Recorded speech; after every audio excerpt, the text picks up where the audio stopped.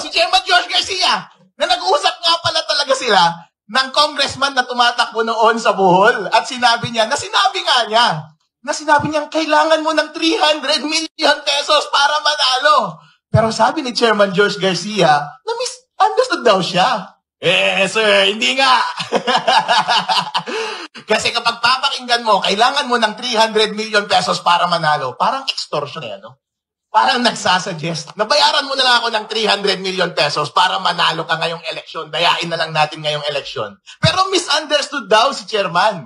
Ang ibig sabihin daw niya, yun daw ang magagastos mo sa eleksyon na ito para manalo. Pero sir, ang allowed na gastos lang ng isang congressman ay 3 pesos kada botante. At 300,000 lang ang botante doon sa distrito niya. Ibig sabihin, ang gastos, 900,000 lang dapat. Bakit mo sinabing 300 million? Sir, hindi nga. Sir, pagkatapos ng pag-file namin sa Supreme Court, marami pong lumalapit na report kay Attorney Harold Respicio na pareho po ang experience